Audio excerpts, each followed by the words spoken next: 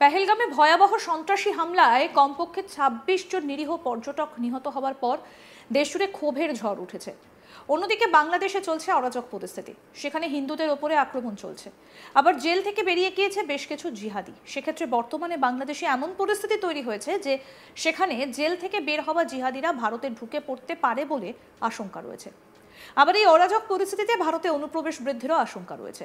সীমান্তে নজরদারি চলছে, সেই সঙ্গে ভারতের দালাল চক্র আগের থেকে আরো বেশি সক্রিয় হয়ে উঠেছে। সব মিলিয়ে সীমান্তে বিপদের ঘণ্টা বাজছে। সীমান্ত দিয়ে যাতে কোনো অনুপ্রবেশকারী ঢুকতে না পারে তার জন্য বাড়ানো হয়েছে নিরাপত্তা।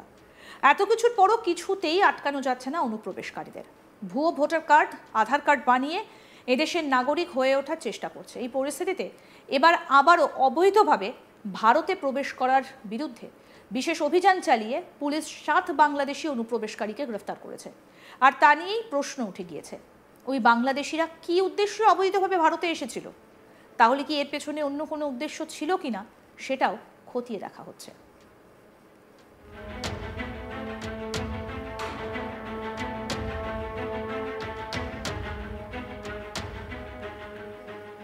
আবারও অবৈধভাবে ভারতে প্রবেশ করার বিরুদ্ধে বিশেষ অভিযান পুলিশের জালে গ্রেফতার ৭ বাংলাদেশি অনুপ্রবেশকারী।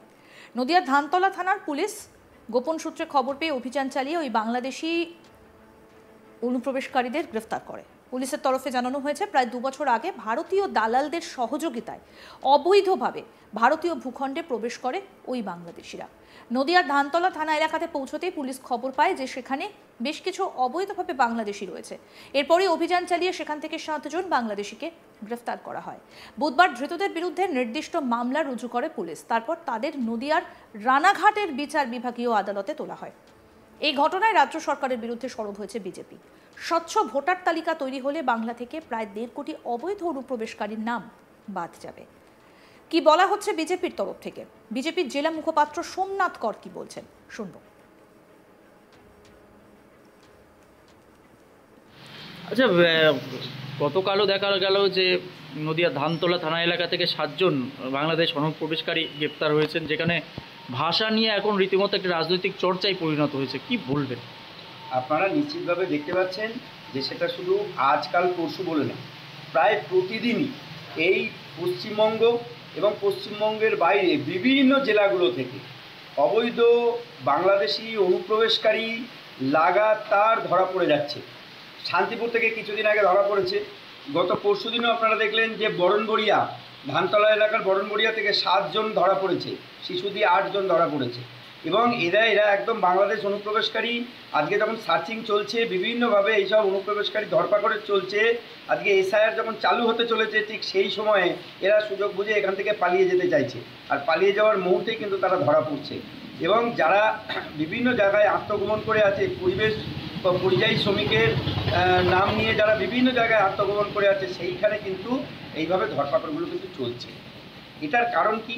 এটার কারণ আপনারা জানেন যে স্বচ্ছ ভোটার তালিকা আজকে তৈরি হতে চলেছে, এসআইআর।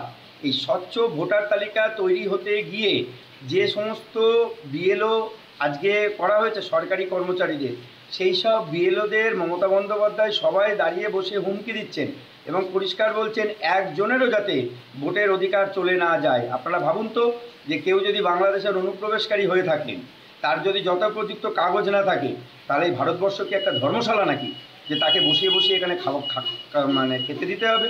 তাহলে সেই জায়গায় দাঁড়িয়ে তাকে পুশব্যাক করে বাংলাদেশ পাঠানোটা আপনারা কি সমর্থন করছেন কি করছেন না?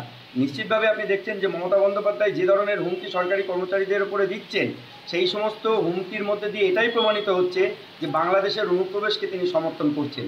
অথচ এই মমতা বন্দ্যোপাধ্যায় একদিন স্পিকারের সামনে কাগজ ছুঁড়ে মেরেছিল এই বাংলাদেশের অনুপ্রবেশ ইস্যুতে।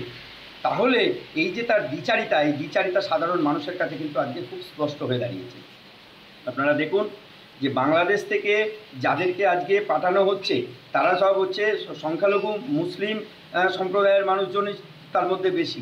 কিন্তু যখন কয়েকটা এরকম ক্ষেত্র হতে পারে যে সেখানে হিন্দুদেরকে ওপরে কোনো কাগজ চাওয়া হতে পারে। কেন হতে পারে? কারণ আপনারা দেখেছেন যে অলরেডি আমার কাছে পুরো তথ্য আছে, আপনাকে দিয়ে দেব। আপনি দেখবেন যে যখন বাংলাদেশ থেকে সে অনুপ্রবেশ করেছে, বাংলাদেশে ওখানকার কাজল শেখ এখানে এসে সাগর দত্ত নাম নিয়ে আছে। আজকে ওখানকার বিসমিল্লা খান এখানে এসে রতন অধিকারী নাম নিয়ে আছেন। তাহলে এইভাবে এই যে নামগুলো তিনি নিয়ে আছেন, আত্মগোপন করে এখানে হিন্দু সেজে আছেন, ভারতে তারা অনুপ্রবেশকারী, তাদের কাছে কোনো বৈধ কাগজপত্র নেই। এই সমস্ত লোকেদেরও কিন্তু আজকে খুঁজে বার করতে হবে এবং এই এসআইআর যদি চলে আপনি নিশ্চিতভাবে জানতে পারবেন যে প্রায় 70 লাখের কাছাকাছি বিহারে আজকে ধরা পড়েছে। সেইখানে আমি আপনাকে বলছি শুধু এই অনুপ্রবেশ করেছে 1 কোটির ওপরে, এবং আমি আপনাকে নিশ্চিত করে বলছি মৃত ভোটার একই ব্যক্তির বিভিন্ন বিধানসভাতে যে ভোট, সেই ভোট এবং এই অনুপ্রবেশ, এই 3টে বিষয়কে যদি বাদ দেওয়া যায় 1 কোটির ওপরে অর্থাৎ 1.5 কোটি মানুষ এই পশ্চিমবঙ্গ থেকে, এই সমস্ত ভোটার তালিকা থেকে এরা বাদ যাবে নিশ্চিতভাবে। একই সঙ্গে তিনি আরো বলেন, বাংলাদেশ থেকে যারা আসছে তাদের এই তৃণমূল সরকারই ভোটার আধার কার্ড বানিয়ে দিচ্ছে। এই বিষয়ে কি বলছেন সোমনাথ কর, সেটাও শুনবো। যে মৃত ব্যক্তি যারা আছেন তাদেরকে দিয়েই তারা এই বিভিন্ন যে তাদের যে লোক, সেই লোক দিয়ে দিতে তাদের ভোট দেয়। আপনারা জানেন না যে মৃত ব্যক্তি স্বর্গ থেকে এসে ভোটদান করেন, আজকে আমাদের বিভিন্ন নেতৃত্বরা বলেছেন। তাহলে সেই ভোটগুলো হচ্ছে তৃণমূলের ভোট। আবার কি আছে, একই ব্যক্তি বিভিন্ন বিধানসভায় ভোট আছে, সেখানেও তার নামে কেউ না কেউ ভোট দিয়ে চলেছে। আজকে এই অনুপ্রবেশকারীরা, মুসলিম যে অনুপ্রবেশকারী যারা ঢুকেছে বাংলাদেশ থেকে, তাদেরকে ভোটার আধার করিয়ে দিয়েছে কে? এই সরকার করে দিয়েছে, কারণ তাদের ভোটটা দেবে বলে। ফলে এই ভোটের জোরেই তৃণমূল কংগ্রেস আজকে ক্ষমতায় টিকে আছে।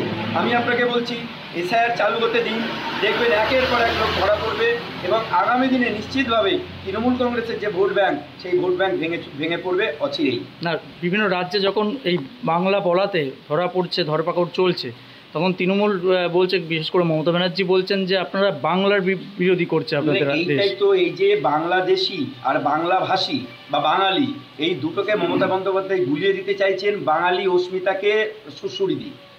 ফলে বাঙালিদের মধ্যে একটা হইচই ফেলে দেওয়ার চেষ্টা করছেন তিনি বলছেন যে বিভিন্ন রাজ্যে নাকি বাংলাভাষীদের ওপরে অত্যাচার চলছে। আপনি দেখান তো, আমাদেরও তো অনেক আত্মীয় পরিজন বিভিন্ন জায়গায় আজকে বিভিন্ন রাজ্যে তারা কাজ করছে, অত্যন্ত সুনামের সঙ্গে বৈধ কাগজপত্র নিয়ে কাজ করছে। আজকে কাদেরকে ধরা হচ্ছে? যাদের কোনো বৈধ কাগজপত্র নেই, যারা বাংলাদেশ অনুপ্রবেশকারী, আজকে তাদের একদম পুরো প্রমাণিত হচ্ছে। সেটা বরণগড়িয়া তার প্রমাণ, আজকে শান্তিপুর তার প্রমাণ। আপনারা তো এইগুলো তো আপনারা নিজেরাই আপনাদের সংবাদপত্রে দেখাচ্ছেন। ফলে এইগুলো মমতা বন্দ্যোপাধ্যায় এই ধরনের বাঙালি এবং বাংলাদেশিকে গুলিয়ে দিয়ে এই ঘোলা জলে একটা মাছ ধরতে চাইছেন। এইটাতে তৃণমূল কংগ্রেস আগামী দিনে মনে করছে তারা ক্ষমতায় টিকে থাকার একটা হাতিয়ার পেয়েছে। কিন্তু আমি এটুকু আপনাকে নিশ্চিত করে বলছি, এই বাংলার আনাচে কানাচে প্রত্যেকটা মানুষ জানে যে মমতা বন্দ্যোপাধ্যায়ের মিথ্যাচার কেমন করে, সেটা জানে। এবং এই ইস্যুতে আমি আপনাকে বলছি যে প্রায় 1 থেকে 1.5 কোটি মানুষ যখন এইগুলো তৃণমূলের ভোটার, এই ভোটগুলো যখন মাইনাস হয়ে যাবে, আমি আবারও আপনাকে বলছি নিশ্চিতভাবে তৃণমূল কংগ্রেস এই সরকার আর থাকতে পারবে না এক মুহূর্তের জন্য। আরো আপডেট পেতে দেখতে থাকুন আজ তাক বাংলা। সাবস্ক্রাইব করুন, নোটিফিকেশন পেতে বেল বাটন অপশন প্রেস করুন, হোয়াটসঅ্যাপে ফলো করুন আজ তাক বাংলা।